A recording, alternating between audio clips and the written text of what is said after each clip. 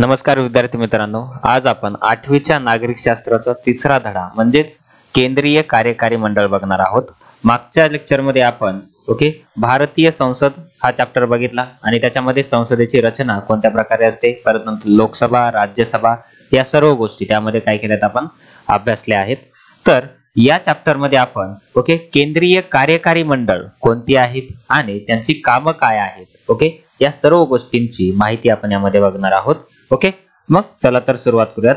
बघा, मागील पाठात आपण केंद्रीय पातळीवरील कायदे मंडळाचा म्हणजेच संसदेची रचना आणि कार्यपद्धती समजावून घेतली। म्हणजे जी काय संसदेची रचना जी काय होती आणि परत नंतर तिची कार्यपद्धती काय होती, म्हणजे काय की अभ्यासली। परत नंतर या पाठात आपण केंद्रीय कार्यकारी मंडळाचा अभ्यास करणार आहोत। जे काय केंद्रीय कार्यकारी मंडळ आहे त्याचा आपण अभ्यास करणार आहोत। बघा, मग सुरुवात करूयात। आता संघ शासनाची रचना। बघा, संघ शासन म्हणजे केंद्र शासन। संघ शासनालाच आपण काय म्हणतो, केंद्र शासन असं म्हणतो। आणि संघ शासनाचे खालील घटक आहेत। आता कोणते कोणते बघा, की संघ शासनामध्ये सर्वोच्च पद कोणाचं असते, राष्ट्रपतीचं। सर्वोच्च पद कोणाचं असते, राष्ट्रपती। आता राष्ट्रपतीमध्ये जे काय कायदे मंडळ असते आणि परत नंतर काय असणार आहे, कार्यकारी मंडळ। आता कायदे मंडळामध्ये आता कायदे करण्याचा अधिकार दोन्ही सभागृहांना आहे। मग बघा, आता कायदे करण्याचा अधिकार कोणाला आहेत, लोकसभेला पण आहे आणि राज्यसभेला पण आहे। म्हणजेच काय की हे काय कसं आहे, कायदे मंडळ आहे। कसं आहे, हे कायदे मंडळ आहे। आणि परत नंतर कार्यकारी मंडळामध्ये कोण कोण येते, त्या ठिकाणी प्रधानमंत्री आणि त्यांचं जे काय मंत्रिमंडळ आहे ते कशामध्ये येते, म्हणजे काय की कार्यकारी मंडळामध्ये। आता कार्यकारी मंडळ जे आहे हे कायदे मंडळाचाच भाग आहे, हो की नाही। कारण की ज्या वेळेस एखादा कायदा होत असतो त्यावेळेस म्हणजे काय की जे काय कार्यकारी मंडळ आहे, जसं की कार्यकारी मंडळामध्ये कोण कोण आहे, प्रधानमंत्री आहेत आणि त्यांचं मंत्रिमंडळ आहे, यांनाही त्यामध्ये मतदान देण्याचा काय असतो, अधिकार असतो। म्हणजेच या ठिकाणी कार्यकारी मंडळ सुद्धा कायदे मंडळाचा एक काय भाग आहे। फक्त या ठिकाणी आपल्याला थोडंसं विस्तृतपणे सांगण्याचा त्यांनी काय केलाय, प्रयत्न केलाय। म्हणजेच राष्ट्रपती सर्वोच्च असतात, राष्ट्रपतीच्या खाली कायदे मंडळ आणि कार्यकारी मंडळ। कायदे मंडळ म्हणजे काय, ज्या ठिकाणी कायदे तयार केले जातात। कायदे हे दोन्ही सभागृहामध्ये तयार केले जातात, लोकसभा आणि राज्यसभा। आणि जे काय प्रधानमंत्री आणि त्यांचं मंत्रिमंडळ आहे त्याला आपण कार्यकारी मंडळ म्हणतो। आणि एक जबाबदार मंत्रिमंडळ असते। म्हणजेच काय की कोणतीही घटना घडली तर ती घटना संबंधित खात्याचा जो काय मंत्री असतो, त्याला त्याचं उत्तर देणं काय असते, बंधनकारक असते। या फॉर्म मध्ये मग बघा, आता या ठिकाणी कायदे मंडळ, परत नंतर कार्यकारी मंडळ आणि न्याय मंडळ या शासन संस्थेच्या 3 शाखा असतात। आता जे काही कायदे मंडळ आहे, परत नंतर कार्यकारी मंडळ आहे, परत नंतर न्याय मंडळ या शासन संस्थेच्या 3 शाखा असतात आणि जनतेचे हित लक्षात घेऊन जनतेच्या कल्याणासाठी ते काम करतात, हे तुम्हाला माहित आहे। आता हे थोडंसं आपण म्हणजेच काय की आता जे काही कायदे मंडळ, कार्यकारी मंडळ आणि न्याय मंडळ, आता हे तिन्ही पण, आता न्याय मंडळ जर विचार केला तर आपलं कोर्ट येतंय, हो की नाही। मग आता तिघांची सांगड कशी आहे बघा, की नॉर्मली आता कार्यकारी मंडळ हे कायदे मंडळाचाच भाग आहे। आता कायदे करण्याचं काम लोकसभा आणि राज्यसभेमध्ये होते, हो की नाही। मग आता लोकसभेमध्ये आणि राज्यसभेमध्ये कायदे करण्याचं काम होतंय। मग समजा आता लोकसभेने आणि राज्यसभेनं म्हणजे काय एखादा कायदा काय केला, मंजूर केला आणि तो कायदा जर जनतेला मंजूर नसेल तर, हो की नाही। मग अशा वेळेस त्या कायद्या विरोधात आता मला सांगा, डायरेक्टली जनता तर लोकसभेमध्ये किंवा राज्यसभेमध्ये जाऊन बसू शकते का, नाही बसू शकत। त्यावेळेस त्या कायद्या विरोधामध्ये आपण न्यायालयामध्ये दाद मागू शकतो। त्या म्हणजे काय, त्या कायद्याच्या विरोधामध्ये आम्हाला हा कायदा मान्य नाहीये, आणि त्या कायद्याच्या विरोधामध्ये आपण न्यायालयामध्ये काय मागू शकतो, दाद मागू शकतो। त्यामुळे त्या ठिकाणी लोकसभेने किंवा राज्यसभेने किंवा एकत्रित कायदे मंडळाने जे काय कायदा केलेला आहे, जर तो कायदा लोकांना मान्य नसेल तर त्या ठिकाणी त्या कायद्याच्या विरोधामध्ये न्यायालयामध्ये ते लोक अपील करू शकतात। जसं की आता पूर्वीच्या काळामध्ये 4-5 वर्षाखाली किंवा 2015-16 मध्ये मराठ्यांना आरक्षण भेटलं। आता मराठ्यांना आरक्षण हे आपल्या राज्य सरकारनं दिलं, हो की नाही। म्हणजे काय, विधानसभा आणि विधान परिषदेमधून काय दिलं, ते आरक्षण दिलं गेलं। पण नॉर्मली हे आरक्षण टिकलं का, नाही। कुठं टिकलं नाही, कोर्टात टिकलं नाही। पण हा कायदा केला कोण होता, म्हणजे काय की नॉर्मली जे काय आपले आमदार आहेत यांनी केला होता, हो की नाही। म्हणजे काय की विधान परिषद, विधान सभा यांनी केला होता। पण तो कायदा कशामध्ये टिकला नाही? कोर्टात टिकला नाही. ओके, कारण की तो कायदा बाकीच्यांना मान्य नव्हता. ओके ना, या फॉर्म मध्ये. म्हणजेच तसंच केंद्रीय मंत्रिमंडळामध्ये किंवा केंद्राचा जर विचार केला तर त्या ठिकाणी लोकसभा आणि राज्यसभा हे दोन सदन असतात आणि त्या ठिकाणी कायदे करण्याचं काम करतात. पण तो कायदा जर एखाद्या जनतेला मान्य नसेल तर त्याच्या विरोधामध्ये आपण डायरेक्टली कोर्टमध्ये अपील करू शकतो. ओके, या फॉर्म मध्ये. कारण की जनता तर डायरेक्टली राज्यसभा किंवा लोकसभेमध्ये जाऊन बसू शकते का? नाही बसू शकत. पण नॉर्मली त्याला विरोध आपल्याला करता येतो. जसं की सध्या मराठा आरक्षणाचा प्रश्न सुरू आहे. हो की नाही? मग काय, पहिल्यांदा मराठा आरक्षण भेटलं पण कोर्टामध्ये टिकलं नाही. याचा अर्थ कायदा केला पण कोर्टामध्ये टिकवता आला का? नाही. म्हणजेच की नॉर्मली हे सगळे एकमेकांमध्ये कसे गुंतलेले आहेत. कारण की तुम्ही राज्यसभेमध्ये किंवा लोकसभेमध्ये एखादा कायदा केला आणि त्याला जर एखाद्यानी म्हणजे काय की कोर्टामध्ये किंवा न्यायालयामध्ये काय केलं, आव्हान दिलं, तर तो कायदा सिद्ध करावा लागतो आपल्याला. त्या ठिकाणी केस ती लढावी लागते आणि केस लढून तो कायदा म्हणजे काय की किती उचित आहे आपल्याला दाखवावं लागते. आणि तो जर कायद्याच्या दायऱ्यामध्ये जर बसत नसेल तर तो कायदा रद्द होतो आणि रद्द करण्याचं काम कोण करते? न्यायालय करते. ओके, या फॉर्म मध्ये. मग बघा, या ठिकाणी कायदे मंडळ, कार्यकारी मंडळ आणि न्याय मंडळ या शासन बघा संस्थेच्या 3 शाखा आहेत, बसतात आणि जनतेचे हित लक्षात घेऊन जनतेच्या कल्याणासाठी ते काम करतात, हे तुम्हाला माहिती आहे. मग बघा, संसदीय शासन पद्धतीत कार्यकारी मंडळ कायदे मंडळाचा भाग असते. आताच बघितलं आपण, जे काही कार्यकारी मंडळ असणार आहे ते कशाचा भाग असणार आहे? कायदे मंडळाचा भाग असेल आणि ते कायदे मंडळाला जबाबदार असते. आता एखादा कायदा केलाय म्हणजे संबंधित खात्यामध्ये केला असेल, कोणत्या तरी खात्याचा कायदा झाला असेल. हो की नाही? मग आता तो कायदा झालाय तर संबंधित खात्याचा जो काही मंत्री आहे त्या मंत्र्याला तो कायदा किती चांगल्या प्रकारे समजावून सांगता येतो, तो जनहिताच्या म्हणजे काय की नॉर्मली फायद्याचा आहे किंवा नाही, या सगळ्या गोष्टी त्याला काय समजावून सांगाव्या लागतात. ओके, या फॉर्म मध्ये. मग आता या ठिकाणी जर बघितलं, नेक्स्ट आहे बघा, आता नॉर्मली दोघांचं काय दिले ते काय कन्व्हर्जेशन दिले रमा आणि विद्याचं. बघा काय म्हणतात, बघा, राष्ट्रपती हे नामधारी प्रमुख आणि बघा प्रधानमंत्री हे कार्यकारी प्रमुख आहेत. जे काय राष्ट्रपती आहे ते कसे नामधारी प्रमुख आहेत आणि परत नंतर प्रधानमंत्री हे कार्यकारी प्रमुख आहेत. या दोन्ही पदांवरील व्यक्तींमध्ये कशा प्रकारचे संबंध असतील बरे? ओके, मग विद्या त्याच्यावर म्हणते, बघा, मला असे वाटते की बघा प्रधानमंत्री राष्ट्रपतींना नियमितपणे भेटतात. ओके, आणि ते कसा राज्यकारभार करत आहेत याची माहिती देतात. ओके, जे काय राष्ट्रपतींना प्रधानमंत्री म्हणजे काय की भेटत असतील किंवा नॉर्मली त्यांच्या मीटिंग्स होत असतील आणि आम्ही राज्यकारभार कशा प्रकारे करत आहोत, ओके, इत्थंभूत माहिती ते देत असतील. होय, बरोबर आहे. देशाचा राज्यकारभार आणि परत नंतर नवनवीन कायदे धोरणे यांची माहिती प्रधानमंत्री राष्ट्रपतींना देत असतात. किंबहुना अशी माहिती मिळवण्याचा राष्ट्रपतींना अधिकार आहे. ओके, म्हणजेच काय की प्रधानमंत्री आणि मंत्रिमंडळ कशा प्रकारे काम करत आहे, ओके, हे जाणून घेण्याचा अधिकार कोणाला आहे? राष्ट्रपतींना आहे. पण राष्ट्रपतींना दोन्ही सभागृहामध्ये उपस्थित राहण्याचा अधिकार आहे का? नाही. ओके, या फॉर्म मध्ये. मग नेक्स्ट बघा, या कार्यकारी मंडळात कोणाचा समावेश असतो? बघा, या कार्यकारी मंडळात कोणाचा समावेश असतो? बघा, संविधानात त्याबद्दल कोणत्या तरतुदी आहेत? परत नंतर कार्यकारी मंडळ लोकांच्या हितासाठी धोरणांची आखणी कशी करते इत्यादी बाबी कार्यकारी मंडळ समजून घेताना आपल्याला माहिती करून घ्यायच्या आहेत. ओके, आता बघा, भारताच्या केंद्रीय कार्यकारी मंडळात कोण कोण असते? राष्ट्रपती, प्रधानमंत्री आणि मंत्रिमंडळ यांचा समावेश होतो. ओके, भारताच्या केंद्रीय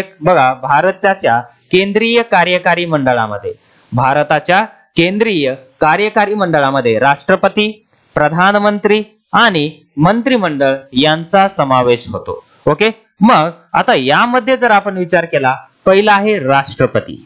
ओके, आता राष्ट्रपतीचा जर आपण विचार केला तर बघा की या ठिकाणी भारताच्या संविधानातील तरतुदीनुसार राष्ट्रपती हे सर्वोच्च राष्ट्रप्रमुख आहेत. म्हणजेच काय की नॉर्मली भारताच्या संविधानानुसार राष्ट्रपती हे देशाचे किंवा राष्ट्राचे काय सर्वोच्च प्रमुख आहेत. परत नंतर किंवा राष्ट्रप्रमुख आहेत. या ठिकाणी राष्ट्रपतींचे पद बघा अतिशय सन्मानाचे आणि प्रतिष्ठेचे असून ते भारतीय प्रजासत्ताकाचे प्रतिनिधित्व करतात. म्हणजे काय, भारतामध्ये प्रजासत्ताक आहे. ओके, म्हणजेच काय की नॉर्मली जे काही या ठिकाणी नेते निवडून दिले जातात, जे काय म्हणजेच काय की निवडणुका होतात या लोकाभिमुख होतात, त्यामुळे भारतामध्ये प्रजासत्ताक आहे असं म्हणले जाते. आणि त्याचं प्रतिनिधित्व करण्याचं काम कोण करते? राष्ट्रपती करतात. ओके, हे बरोबर लक्षात ठेवायचं. बघा, संविधानाने देशाची संपूर्ण कार्यकारी सत्ता राष्ट्रपतींना दिली आहे. ओके, बघा आता बरोबर हे वाक्य बरोबर आहे का की नॉर्मली संविधानाने देशाची संपूर्ण कार्यकारी सत्ता ओके राष्ट्रपतींना दिली आहे, पण प्रत्यक्षात राष्ट्रपती सर्व कारभार करतात का? नाही. फक्त राज्यकारभार कशा प्रकारे चालत आहे हे जाणून घेण्याचं काम ते करतात. आणि हे जाणून घेण्याचं काम कोणाकडून होते? प्रधानमंत्रीकडून. ओके, या फॉर्म मध्ये. मग देशाचा राज्यकारभार राष्ट्रपतींच्या नावाने चालतो असे असले तरी प्रत्यक्ष व्यवहारात प्रधानमंत्री आणि मंत्रिमंडळ राज्यकारभार करते. ओके, राष्ट्रपतींच्या नावाने जरी सर्व राज्यकारभार चालत असला तरी त्या ठिकाणी म्हणजे काय, प्रत्यक्ष व्यवहारात प्रधानमंत्री आणि मंत्रिमंडळ राज्यकारभार करते. ओके, आता जर तुम्ही बघत असाल तर राष्ट्रपतीहून जास्त कोणाचे दौरे होतात? प्रधानमंत्र्यांचे दौरे होतात विदेशामध्ये. ओके नाही, म्हणजेच काय की नॉर्मली हे कसे प्रत्यक्ष राज्यकारभार करणारे माणसं आहेत. ओके, या फॉर्म मध्ये. म्हणूनच राष्ट्रपती हे नामधारी बघा संविधानात्मक प्रमुख आहेत. फक्त काय नामधारी संविधानात्मक आहेत, देशाचे प्रमुख आहेत. तर प्रधानमंत्री हे कार्यकारी प्रमुख आहेत. प्रधानमंत्री कसे ते कार्यकारी प्रमुख आहेत. ओके, या फॉर्म मध्ये. मग आता ही राष्ट्रपतींची निवड कशी केली जाते? ओके, हे थोडंसं आपण बघूयात. मग बघा, राष्ट्रपतींची निवड भारतीय जनतेकडून अप्रत्यक्षरित्या होते. भारतीय जनतेकडून अप्रत्यक्षरित्या होते. जसं की आता प्रत्यक्षरित्या आपण जसं खासदाराची म्हणजे काय की निवडणूक म्हणजे काय नॉर्मल त्यांना नेमून देतो, तसं अप्रत्यक्षरित्या कोणाची निवड होते? राष्ट्रपतींची निवड होते. बघा, भारतातील सर्वसामान्य मतदार राष्ट्रपतींना थेटपणे निवडून देत नाहीत. थेटपणे निवडून देतात का? नाही, तर त्यांनी निवडलेल्या संसद सदस्यांकडून. आता मला सांगा, संसद सदस्य कोण निवडते? आपण निवडतो, जनता निवडते. हो की नाही? जनतेमधून ते निवडून जातात आणि जे काही जनतेमधून निवडून गेलेले आहेत ते राष्ट्रपतींना निवडून देतात. म्हणजेच मला सांगा, हे कसं झालं? अप्रत्यक्षरित्या. प्रत्यक्षरित्या आपण कोणाला निवडून देतोय? संसद सदस्यांना. ओके, आणि संसद सदस्य जे काही दोन्ही सभागृहाचे संसद सदस्य आहेत ते कोणाला निवडून देतात? राष्ट्रपतींना. ओके, या फॉर्म मध्ये. बघा, तर त्यांनी निवडलेल्या संसद सदस्यांकडून आणि विधानसभा सदस्यांकडून, ज्या काही विधानसभा सदस्य असतात सदस्यांकडून राष्ट्रपती निवडले जातात. आणि संसद सदस्य आणि विधानसभा सदस्यांच्या या गटाला निर्वाचन मंडळ असे म्हणतात. त्याला बरोबर अंडरलाईन करून ठेवा. ओके, निर्वाचन मंडळ कोणाला म्हणतात? या ठिकाणी जे काय संसद सदस्य म्हणजे काय? लोकसभा आणि राज्यसभा या दोघांमधलेही सदस्य. ओके, आणि परत नंतर जे काय विधानसभा असते ही प्रत्येक राज्यामध्ये असते, त्याचे जे काय सदस्य म्हणजेच कोण? जे काय आमदार असतात. ओके, ते ओके या ठिकाणी राष्ट्रपतींना निवडून देण्याचं काम करतात. आणि याच गटाला काय म्हणतो आपण? निर्वाचन मंडळ असे म्हणतो. याच गटाला काय म्हणतो आपण? निर्वाचन मंडळ असं म्हणतो. हे बरोबर लक्षात ठेवायचं. नेक्स्ट बघा, आता यामध्ये राष्ट्रपतींचा कार्यकाल 5 वर्षांचा असतो. त्यांचा कार्यकाल किती वर्षांचा असतो? 5 वर्षांचा असतो. राष्ट्रपती पदाची निवडणूक लढवणारी व्यक्ती भारतीय नागरिक असली पाहिजे आणि तिचे वय कमीत कमी किती वर्ष? 35 वर्ष पूर्ण असले पाहिजे. आणि राष्ट्रपती पदावर निवड झालेल्या व्यक्तीला आपले पद स्वीकारताना शपथ घ्यावी लागते आणि त्यानुसार संविधानाचे रक्षण करण्याची आणि संविधानानुसार राज्यकारभार होत आहे की नाही हे पाहण्याची जबाबदारी राष्ट्रपतींवर असते. ओके, संविधानानुसार राज्यकारभार व्हायलाय की नाही हे पाहण्याची जबाबदारी कोणावर असते? राष्ट्रपतींवरती असते. ओके, या फॉर्म मध्ये. परत नंतर नेक्स्ट बघा, आता प्रधानमंत्री व मंत्रिमंडळाने दिलेल्या सल्ल्यानुसार राष्ट्रपती राज्यकारभार करतात. ओके, ही लाईन खूप महत्वाची आहे की जे काय बघा प्रधानमंत्री व मंत्रिमंडळाने दिलेल्या सल्ल्यानुसार, म्हणजेच काय की प्रधानमंत्री आणि मंत्रिमंडळ कसा सल्ला देतील याच्यावरती राष्ट्रपती राज्यकारभार करतात. ओके, म्हणजेच काय की नॉर्मली भारताची संसद जर बघितलं तर याच्यामध्ये कोणी वरचढ आहे का? मग नाही. म्हणजे काय राष्ट्रपतींना अधिकार दिलेत, म्हणजे काय की प्रधानमंत्र्यांना विचारायचे तुम्ही राज्यकारभार कसं करताय, पण नॉर्मली राष्ट्रपतींनाही म्हणजे काय की मंत्रिमंडळ आणि प्रधानमंत्री कशा प्रकारे सल्ला देतात याच्यावर त्यांना राज्यकारभार करावा लागतो. म्हणजेच म्हणजे काय भारतीय म्हणजे काय संसदीय शासन पद्धतीमध्ये कोणी वरचढ आहे का? मग नाही. सर्वजण कसे केलेले आहेत? इक्वल केलेले आहेत आणि सर्वांवरती काहीतरी निर्बंध घातलेले आहेत. ओके, या फॉर्म मध्ये. मग बघा, संविधानाचे रक्षण करण्याची जबाबदारी राष्ट्रपतींवर असते. संविधानाची जी काय रक्षण करण्याची जबाबदारी ही राष्ट्रपतींवर असते, परंतु त्यांचे एखादे वर्तन संविधानाचा भंग करणारे ठरल्यास राष्ट्रपतींना त्यांच्या पदावरून दूर करण्याचा अधिकार कोणाला असतो? संसदेला असतो. कोणाला असतो? संसदेला असतो. आणि या प्रक्रियेला ओके महाभियोग प्रक्रिया असं म्हणतात. ही जी प्रक्रिया आहे या प्रक्रियेला काय म्हणतो आपण? महाभियोग प्रक्रिया असं म्हणतो. ओके, या फॉर्म मध्ये आलं लक्षात.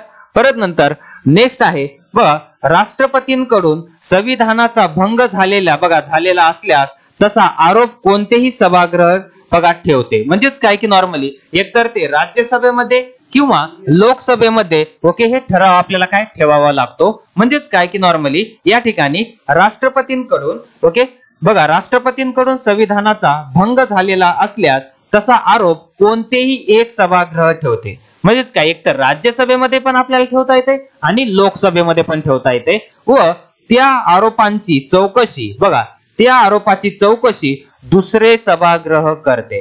सपोज म्हणजेच काय की तसा जर आरोप जर लोकसभेने ठेवला तर त्याची चौकशी कोण करणार? राज्यसभा. आणि राज्यसभेमध्ये जर ठेवला तर त्याची चौकशी कोण करणार? लोकसभा करणार. ओके, या फॉर्म मध्ये. मग बघा आरोपांची चौकशी दुसरे सभागृह करते आणि दोन्ही सभागृहांच्या विशेष बहुमताने म्हणजे 2-3 ठराव संमत होणे आवश्यक असते. म्हणजेच काय की नॉर्मली 3 सदस्य असतील तर 3 सदस्यापैकी 2 सदस्यांनी ओके महाभियोग प्रक्रियेच्या फेवर मध्ये मत दिलं पाहिजे, तरच त्या ठिकाणी म्हणजेच काय की राष्ट्रपती हे पदावरून दूर होऊ शकतात किंवा पदावरून त्यांना दूर केलं जाऊ शकते. आता हे कसं आहे? विशेष बहुमत आहे. कसं आहे हे? विशेष बहुमत. ओके, या फॉर्म मध्ये आलं लक्षात.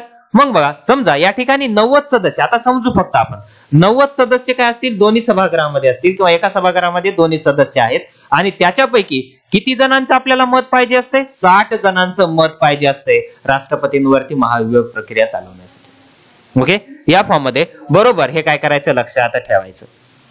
ओके, हे फक्त मी एक जस्ट आकडा घेतलेला आहे. हे काय ऍक्च्युअल आपली काय त्या ठिकाणी सदस्य संख्या नाहीये, पण 2-3 हा ठराव काय सहमत होणे गरजेचं असते. ओके, हा लक्षात येतपर्यंत. चला नेक्स्ट आहे राष्ट्रपतींची कार्य व त्यांचे अधिकार काय काय आहेत हे थोडंसं आपण बघूयात.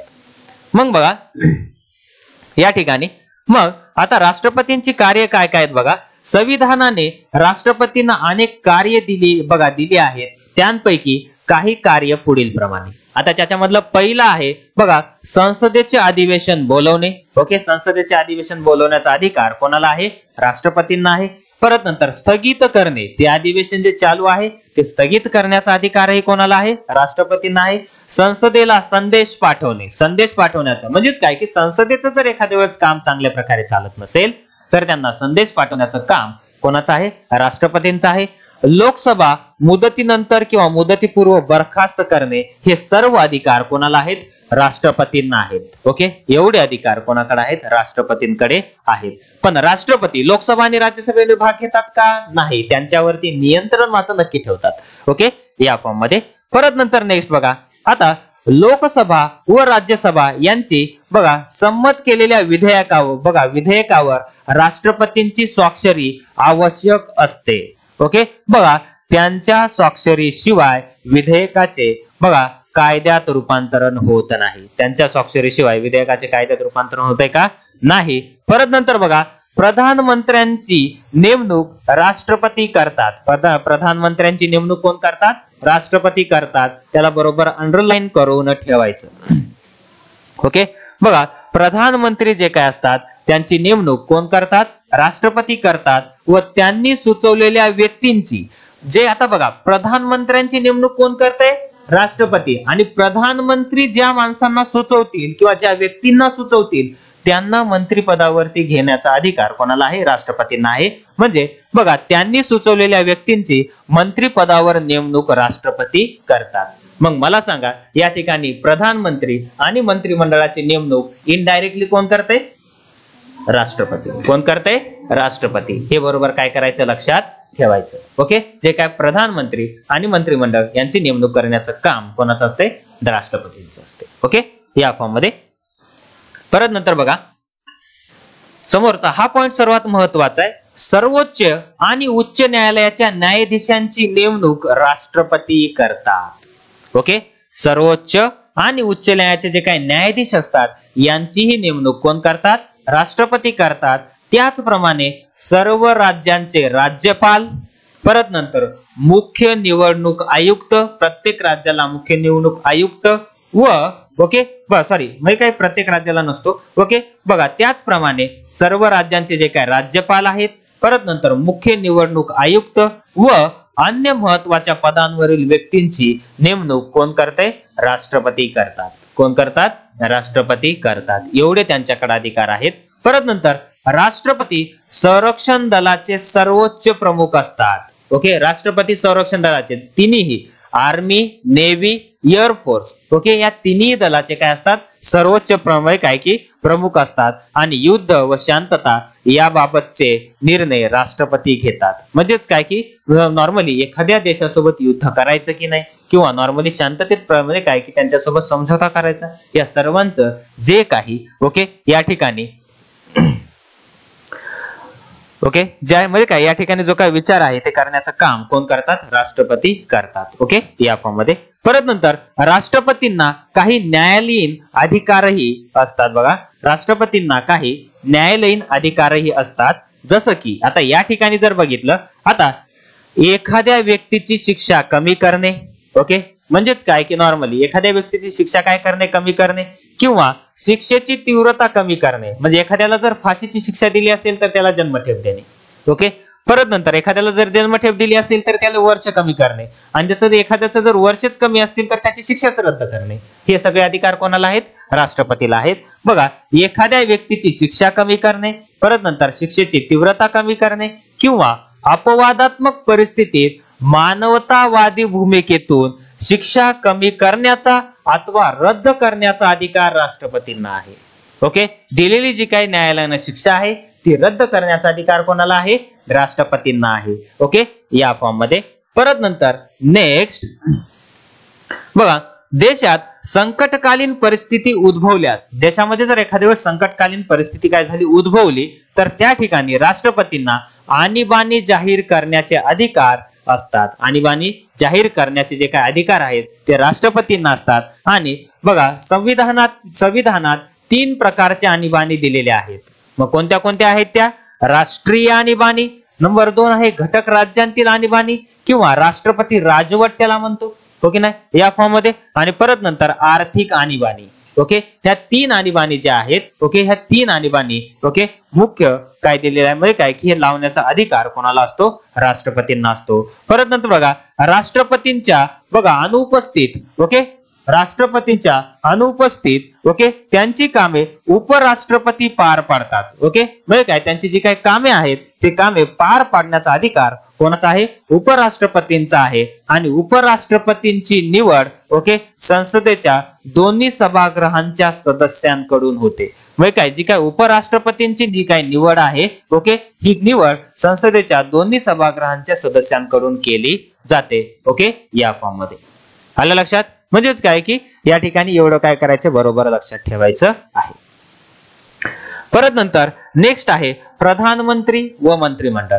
आता प्रधानमंत्री आणि मंत्रिमंडळ नेमणूक करण्याचं काम कोणाचं आहे? राष्ट्रपतींचं आहे. म्हणजे काय प्रधानमंत्र्यांची नेमणूक कोण करतात? राष्ट्रपती करतात. आणि प्रधानमंत्री जे कोणी व्यक्ती सुचवतील त्यांची नेमणूक मंत्रिमंडळामध्ये करण्याचा अधिकार कोणाचा आहे? राष्ट्रपतींचा आहे. ओके, या फॉर्म मध्ये. मग आता थोडस आपण प्रधानमंत्री आणि मंत्रिमंडळ याच्याविषयी माहिती बघूयात. मग आता यामध्ये राष्ट्रपती बघा संविधानात्मक प्रमुख असतात. राष्ट्रपती कसे असतात? संविधानात्मक प्रमुख असतात. ओके, संविधानात्मक प्रमुख असले तरीही या ठिकाणी त्यांच्याकडे किती अधिकार आहेत हे आपण वरच्या चॅप्टर मध्ये वरच्या पॉइंट मध्ये बघितले. ओके नाही. मग बघा त्यांच्या हाती नाममात्र सत्ता असते. त्यांच्या हाती काय असते? नाममात्र सत्ता असते व प्रत्यक्षात प्रधानमंत्री व त्यांचे मंत्रिमंडळ राज्यकारभार चालवते हे आपणास माहिती आहे. म्हणजेच काय की प्रत्यक्षामध्ये म्हणजे काय की राज्यकारभार चालवण्याचं काम कोणाचं आहे? प्रधानमंत्री आणि त्यांच्या मंत्रिमंडळाचं आहे. ओके, या फॉर्म मध्ये. परत नंतर प्रधानमंत्री कोणती कार्य आणि भूमिका पार पाडतात ते आपण आता थोडस पाहूयात. ओके, प्रधानमंत्री आणि त्यांचे जे काय मंत्रिमंडळ आहे कोणती भूमिका पार पाडतात किंवा नॉर्मली कोणते कोणते काम करतात हे थोडस आपण बघूयात. बघा आता प्रधानमंत्री होतात कधी? नॉर्मली कसे की बघा निवडणुकीत बहुमत मिळवलेला पक्ष आपल्या नेत्याची प्रधानमंत्रीपदी निवड करायची. बघा कोण काय की प्रधानमंत्रीपदी निवड करायची हे ठरवतो. म्हणजेच काय की नॉर्मली कोणत्या नेत्याची काय प्रधानमंत्रीपदी निवड करायची ओके हे ठरवतो. आता वरीच आपण बघितलं की प्रधानमंत्र्याची नेमणूक तर राष्ट्रपती करतात.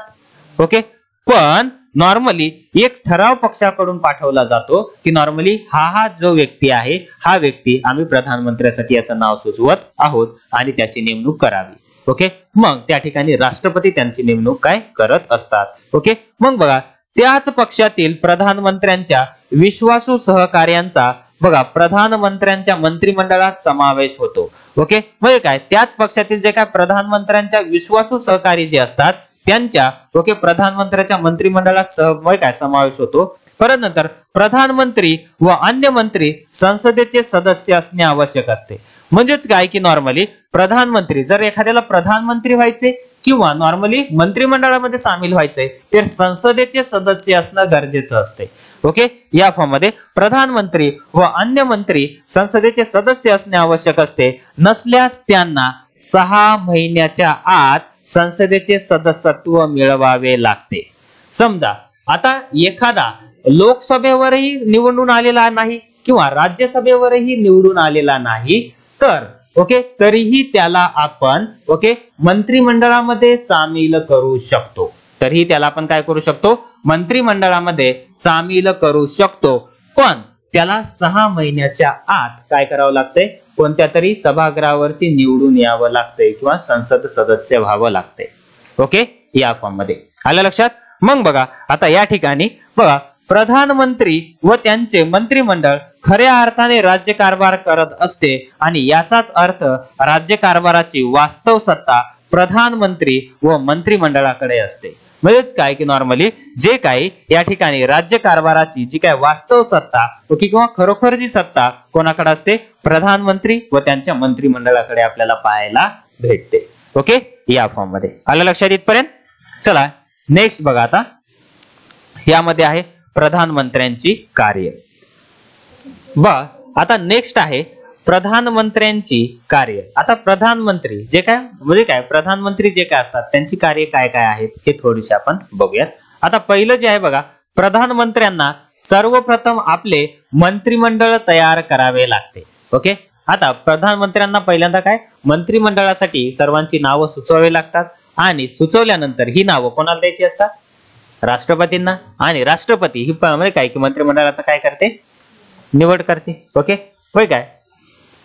परत नंतर बघा प्रधानमंत्री आपल्या पक्षातील विश्वासू सहकार्यांना प्राधान्य देतातच पण त्याचबरोबर प्रशासकीय अनुभव, राज्यकारभाराचे कौशल्य, कार्यक्षमता परत नंतर विषयातील तज्ञांचा ओके यांचाही विचार मंत्री निवडताना केला जातो. म्हणजेच काय की एखाद्याकडे जर पूर्वी म्हणजे काय एखादं जर खातं असेल किंवा नॉर्मली जर एखाद्यामध्ये काय स्पेशल स्किल असेल तर त्यावेळेस त्यांनाही मंत्री म्हणून निवडलं जाते.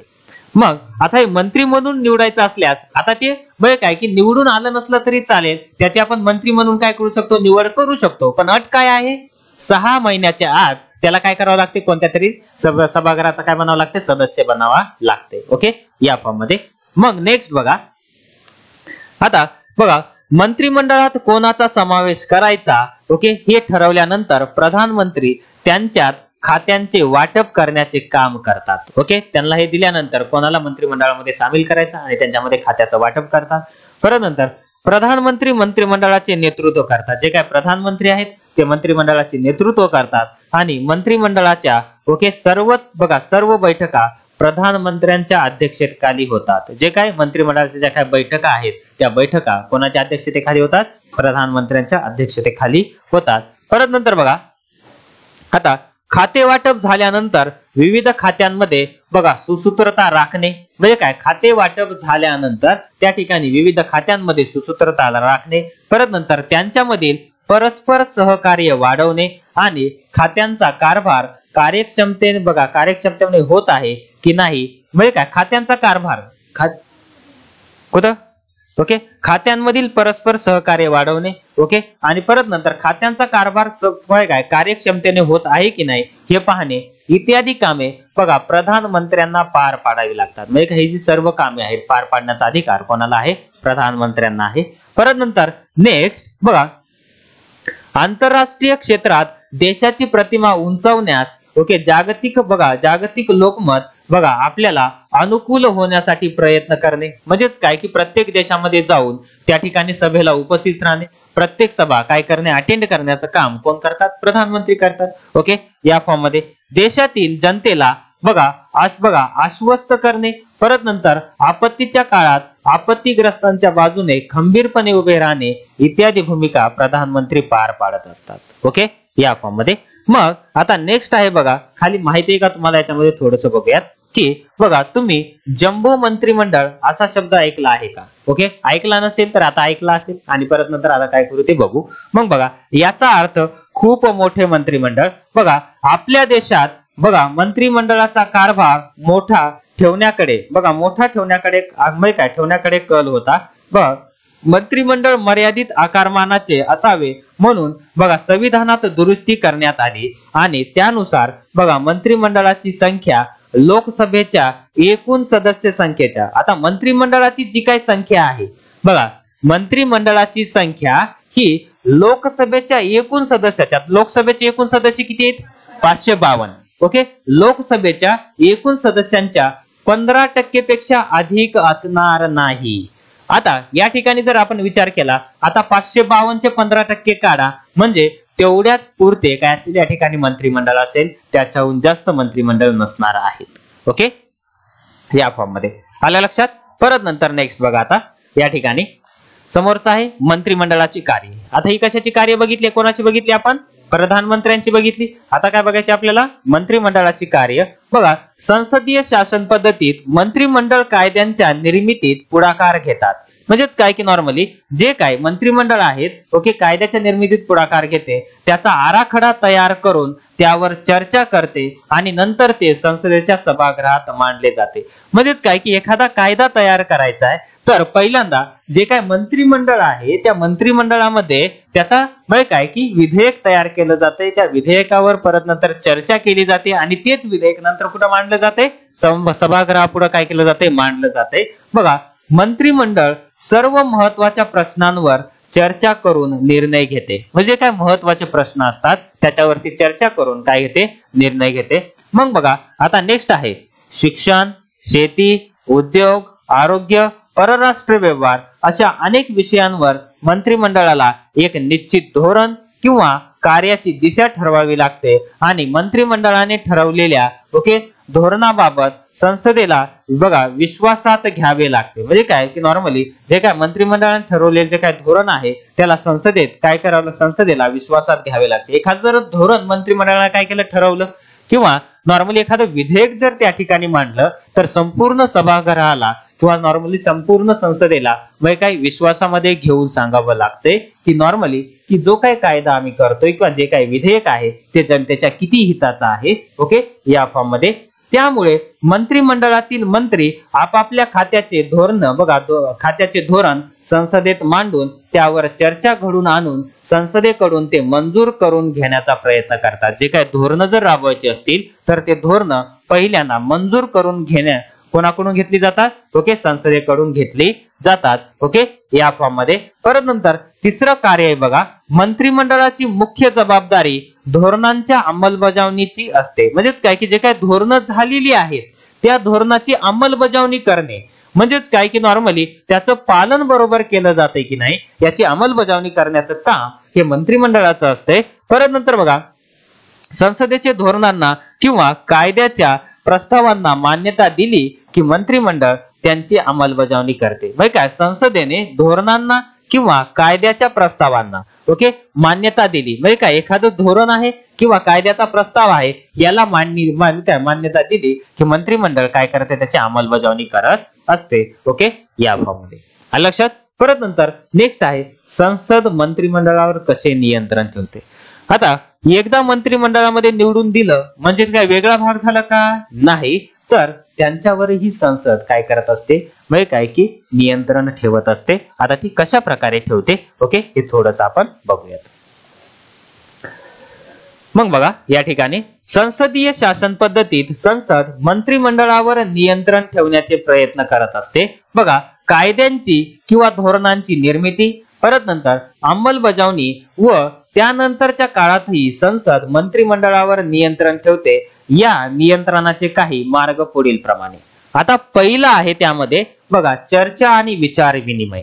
मग आता यामध्ये बघा की कायद्याच्या निर्मितीच्या दरम्यान संसद सदस्य चर्चा आणि विचार विनिमय करून मंत्रिमंडळाला धोरणातील अथवा कायद्यातील त्रुटी दाखवून देतात. म्हणजेच काय की नॉर्मली एखाद्या वेळेस काय जे काय म्हणजे काय की कच्चा मसुदा समोर ठेवला असेल किंवा नॉर्मली त्या ठिकाणी म्हणजेच काय की जे काय एक कायदा करण्यासाठी त्या ठिकाणी केला असेल तर कायद्याच्या निर्मितीच्या दरम्यान जे काय संसदेमध्ये चर्चा घडून आणली जाते आणि त्यावरती विचार विनिमय केला जातो आणि त्याच्यामध्ये जर त्या कायद्यामध्ये काही जे त्रुटी असतील तर त्या त्रुटी ओके दाखवण्याचं काम कोण करतंय? संसद करतंय. ओके, या फॉर्म मध्ये. परत नंतर कायदा निर्दोष होण्याच्या दृष्टीने ही चर्चा खूप महत्वाची असते. म्हणजे काय की एखाद्या कायद्यामध्ये जर त्रुटी असतील आणि त्या जर त्रुटी लोकहिताच्या जर नसतील तर त्या ठिकाणी बघा म्हणजे काय त्या त्रुटी काय केल्या जातात? काढून टाकल्या जातात आणि कायदा निर्दोष केला जातो. ओके, या फॉर्म मध्ये. परत नंतर नेक्स्ट आहे प्रश्न उत्तर.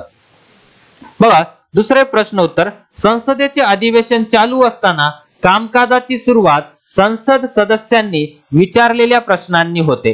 म्हणजे काय, संसद सदस्य काहीतरी प्रश्न विचारतात आणि संबंधित खात्याचा जो काय मंत्री आहे त्या प्रश्नाची उत्तरे देतो. ओके, मग बघा या प्रश्नांना संबंधित मंत्र्यांची समाधानकारक मंत्र्यांनी समाधानकारक उत्तरे द्यायची असतात. म्हणजेच काय, एखादा प्रश्न विचारला तर तो प्रश्न कोणत्या ना कोणत्या तरी खात्याच्या रिलेटेड असतो आणि त्यामुळे संबंधित खात्याचा जो काही मंत्री आहे त्याला त्याची समाधानकारक उत्तरे द्यावी लागतात.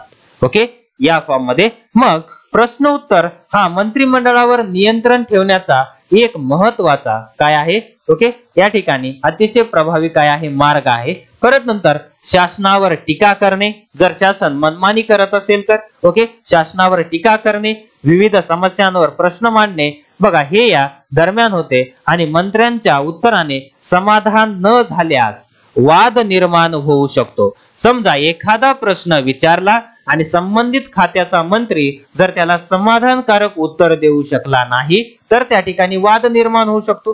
कारण की तुम्ही जबाबदार शासन पद्धती चालवत आहात तर त्या ठिकाणी तुम्हाला सर्व प्रश्नांची उत्तरे देणे कसं आहे बंधनकारक आहे. ओके, या फॉर्म मध्ये.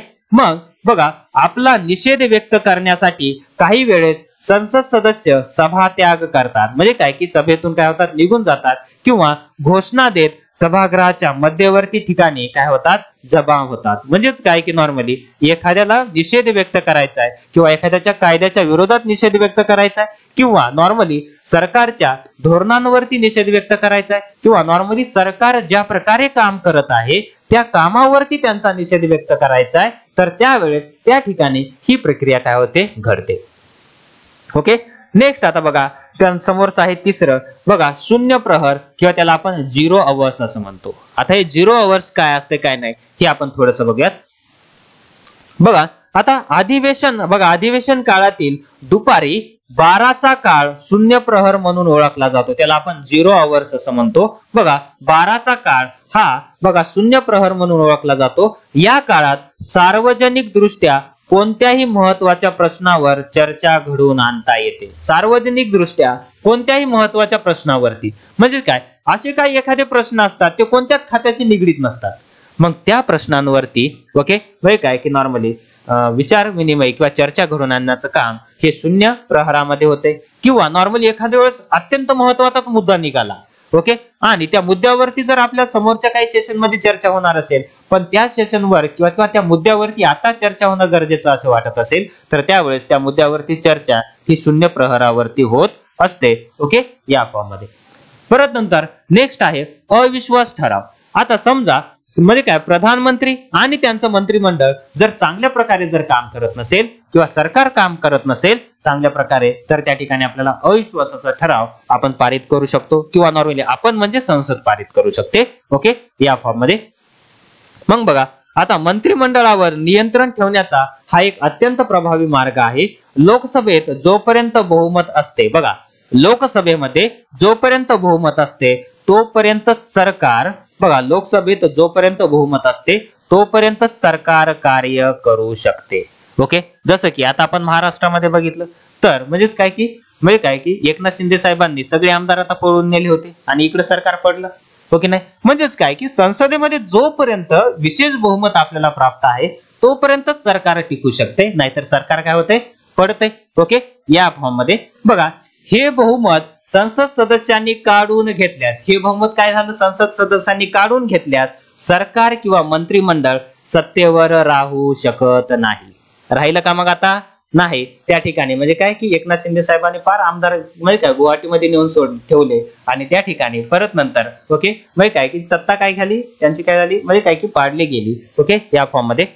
मग आमचा मंत्रिमंडळावर विश्वास नाही बघा आमचा मंत्रिमंडळावर विश्वास नाही असे म्हणून संसद सदस्य अविश्वासाचा ठराव मांडू शकतात. ओके म्हणजेच या ठिकाणी त्यांच्यावरही अविश्वासाचा ठराव मांडू शकतात आणि तो बहुमताने संमत झाल्यास मंत्रिमंडळाला राजीनामा द्यावा लागतो. ओके मंत्रिमंडळाला काय करावा लागतो राजीनामा द्यावा लागतो. ओके या फॉर्म मध्ये. म्हणून जी काय राज्य कारभाराची जी काय पद्धत आहे किंवा संसदीय शासन पद्धती आहे संसदीय शासन पद्धतीमध्ये मला सांगा सर्वोच्च ठिकाणी कोणी आहे का मग अधिकार दृष्ट्या नाही.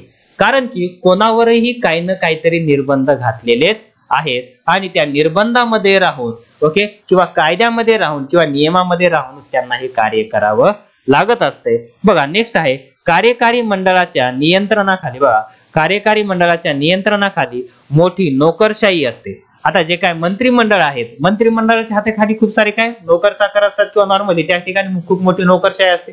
जसं की म्हणजे काय की कलेक्टर असतील तहसीलदार असतील परत नंतर क्लर्क असतील वेगवेगळ्या प्रकारचे परत नंतर मुख्य कार्यकारी अधिकारी असतील. ओके ह्या सगळ्या प्रकारचे अधिकारी त्या ठिकाणी काम करण्यासाठी असतात आणि नोकरशाहीच्या रचनेचा अभ्यास आपण 6व्या प्रकरणामध्ये करणार आहोत. ती कशी असते कसं नाही. ओके या फॉर्म मध्ये आलं लक्षात इथपर्यंत क्लिअर.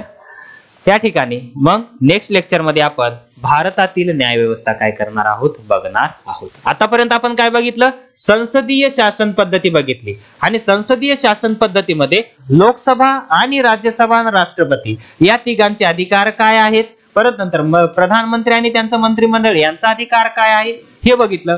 पण यांनी केलेले कायदे जर एखाद्याला मंजूर नसतील तर ते डायरेक्टली न्यायालयामध्ये जाऊ शकतात त्याच्या विरोधात दाद मागू शकतात. या सर्वांविषयी चर्चा आपण भारतातील न्याय व्यवस्थेमध्ये किंवा या चॅप्टर मध्ये करणार आहोत. ओके आलं लक्षात इथपर्यंत क्लिअर.